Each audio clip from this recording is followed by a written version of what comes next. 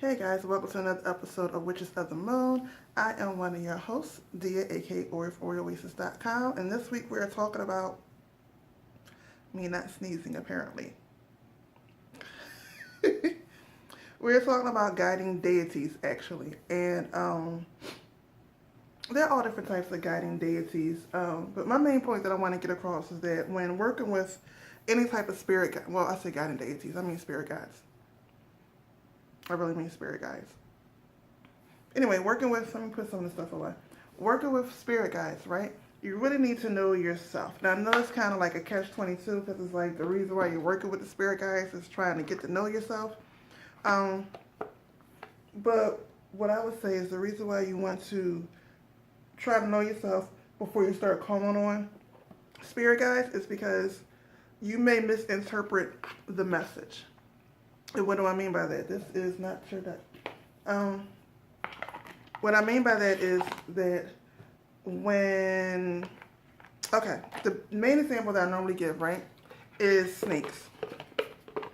Snakes may not be your spirit guide or whatever. However, if you do not know how your spirit is set up, how your spirit works, then you may see a snake pop up that's guiding you, and you may automatically misinterpret that as someone's talking about you, something's bad, someone's basically trying to do something to you.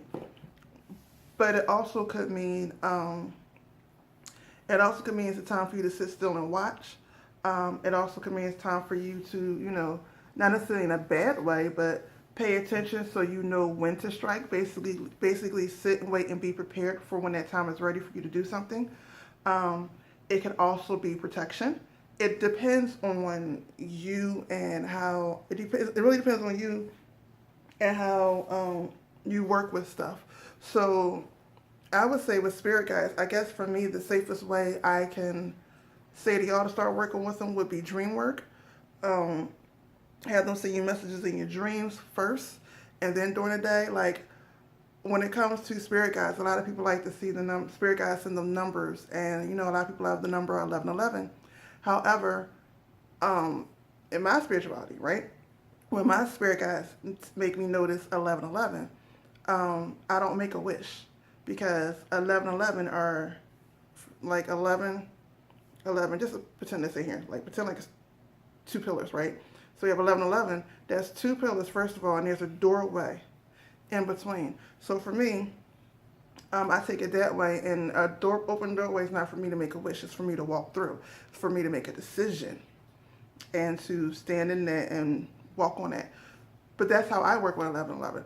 So when my spirit guide sent me that, I know that's what I need to do. It's time to make a decision, stand on it, and stop playing. Again, also you need to know when they're telling you to do something that may be detrimental to you.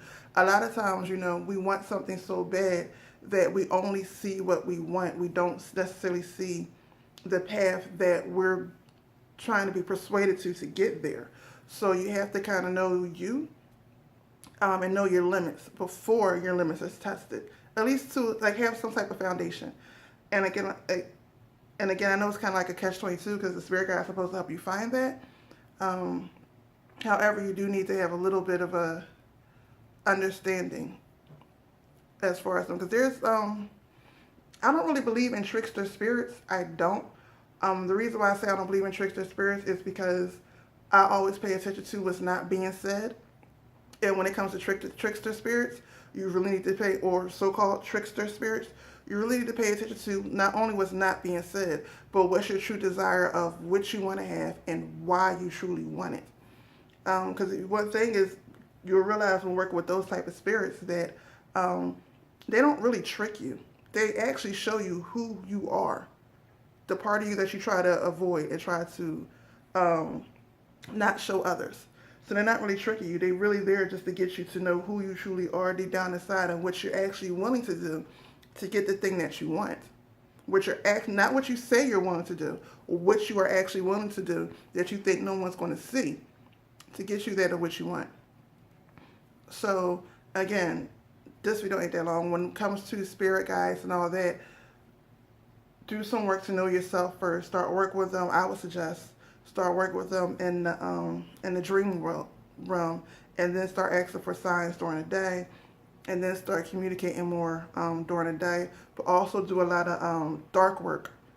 I mean, a lot of dark work to get to know who you truly are as much as possible, at least in that moment. And keep working on yourself to know who you truly are, how you've changed, how you've not changed, the beliefs you used to have that no longer serve you, that you're still holding on to, that you need to let go. Do all that before you start working with animals. 'Cause even something as cute as a rabbit can be deadly. You know, when you're working with totem animals, there's every spirit guide, every entity has a duality. And a lot of us like to see, depending on what spirit, we like to only see the negative in it, and some of them only like to see the positive in it. But every last one of them have a duality. No one's totally positive, or at least the dark things they do might be for a positive reason, but they still do dark things. And no one's totally negative. And so the negative they may do may be for a positive reason. Or then we do positive things for a negative reason. So you still have to pay attention.